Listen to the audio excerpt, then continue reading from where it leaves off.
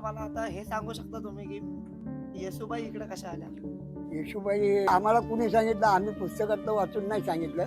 आम्हाला आमच्या वाडवडिलांनी सांगितलेलं तेच तुम्हाला मी सांगतो. नाही काय नाही, तिथे काय मिळालं नाही. स्वराज्याच्या इतिहासात अनेक शूर योद्धे झाले, पण ज्यांच्या रक्तात छत्रपतींचा वारसा वाहत होता अशा राजघराण्याची पाऊल आजही इथे उमटलेली आहेत.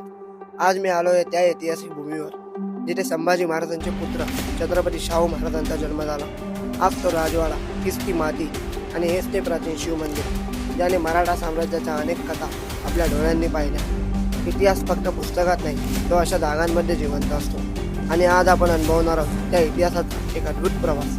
तर बाबा पुजारी आहोत तुम्ही मंदिराचे? हो, मंदिराचे पुजारी नाव काय तुमचं? विष्णू रामतेज जाकेलकर. अच्छा, मग आता आम्ही शंकराच्या मंदिराच्या जाऊन आलो. तिथे आम्हाला माहिती भेटली की तुम्ही आम्हाला माहिती सांगाल म्हणून मंदिराची. तर मग तुम्हाला काय माहिती आहे मंदिराबद्दल जरा सांगा आम्हाला. मी गांगवडी मोकाशिवाडीचा रहिवासी आहे. आमचं शंकराचं मंदिर द्वापार युगातलं मंदिर आहे. त्या मंदिराचं पुजारी मी आहे, विष्णू रामतेज जाकेलकर. माझं नाव विष्णू रामतेज जाकेलकर. मी पुजारी आहे. द्वापार युगामध्ये बांधलेलं मंदिर, तिथे महाशिवरात्री, परत आपले श्रावण महिन्यामध्ये महिनाभर आमचं तिथे संपूर्ण देवळाचे देखभाल आणि पूजापाठ, परत भजनं वगैरे असे होतात. महाशिवरात्रीला पण मोठा हे होतो. श्रावण महिन्यामध्ये तर पुरा महिनाभर कार्यक्रम चालू असतो.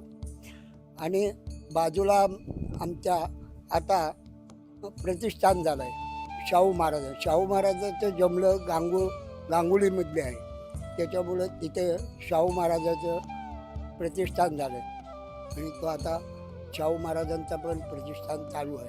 आणि त्या मंदिराच्या सामने वैचरणा नदी वाहते. त्याचं घाट बघा, ते घाट पण इव्हन कसं आहे, अगदी पूर्वी काळामध्ये बांधलेलं घाट. पांडवांचं घाट आहे. पांडवाने बांधलेलं हे मंदिर आहे.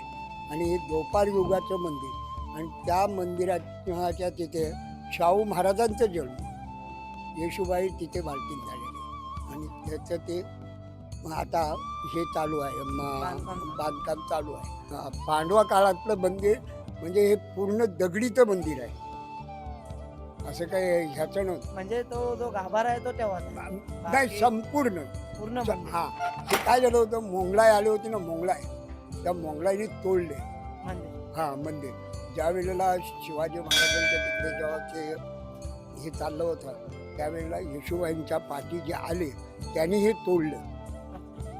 तोडलं आणि फोडून सगळा तबाला केलं होतं. मग तो आम्ही 1904 मध्ये बांधला.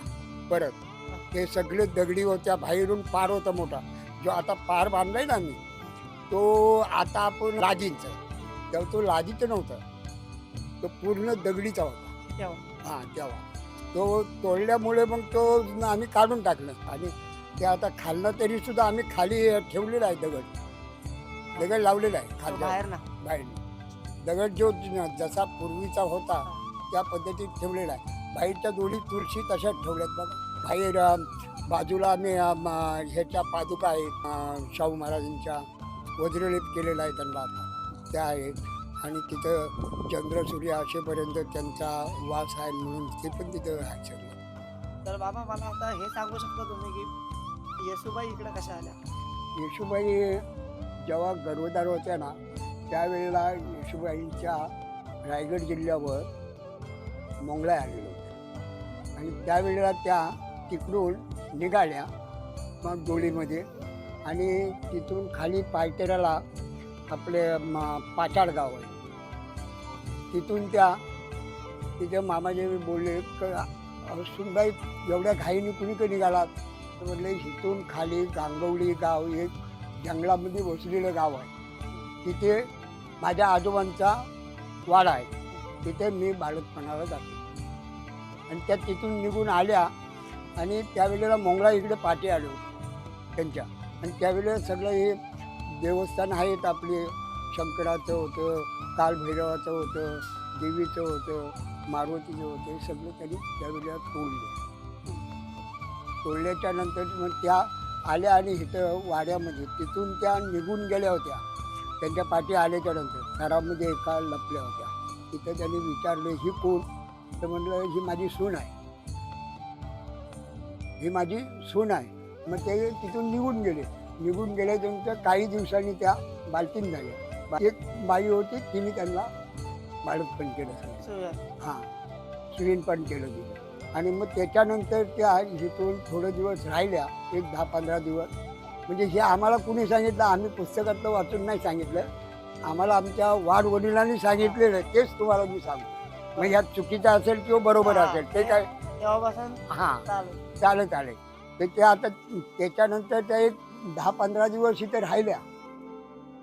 राहिल्याच्या नंतर मग त्या राजधानी त्यांची सातारा, मग तिकडं निघून गेल्या. आणि काही काळानंतर महाराज कैद झाले. आणि त्याच्यानंतर आल्याच्या नंतर कैदीवरून आल्याच्या नंतर आम्हाला ही इनामी आहे ही सगळी त्यांनी आमच्या स्वाधीन. असं इकडे इतिहास आहे. धन्यवाद. काय बाबू काय नाही बेटा, अरे लेका माझ्या पोरांसारखा होतो हा. आम्हाला बोलले इकडे सांगतील तुम्ही, इकडे आलो मा- तुम्हाला शोधलं. मी बाबू एक खरं सांगू तुला, माझ्याजवळ ना नाहीतरी 150-200 लोकांनी ही बातमी दिली, पण कुणी काय केलं नाही. नाही, नाही. मी आम्ही करणार. मी बेटा मी तुला एक सांगू का, मी एक सांगितलं होतं पुण्यावर ना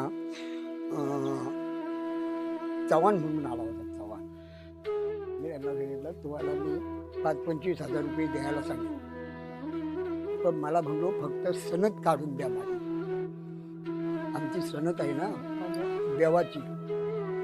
पहिलं बघ बाबू सनद द्यायच्या अशा शंकराच्या मंदिरात कुणी दिली, हा ही इनामी तुम्हाला कुणी दिली, त्याची ते लेख असतो.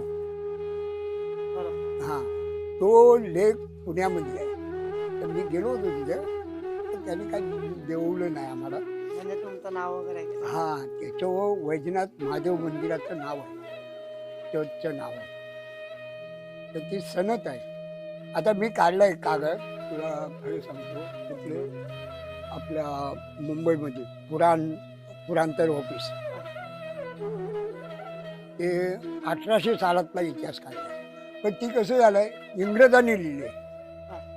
आणि पूर्वीचं कसं होतं बाबू, पूर्वीचं मोडीमध्ये होतं, मोदी लिपी. बरोबर ना.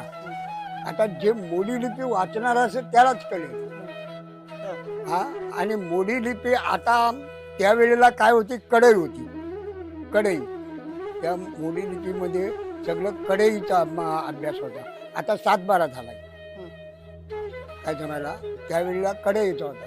तर मी तिकडे गेलो होतो, त्याने मला 18 सालातला इतिहास दिले. पण शाहू महाराजांचा केव्हाचा आहे, 16चा आहे जन्माचं. आणि त्याच्यानंतरचं हे इतिहास आहे. आता इंग्रजांनी जेव्हा ताबा केला ना, तेव्हा त्यांनी इंग्लिशमध्ये सगळा लिहून ठेवला.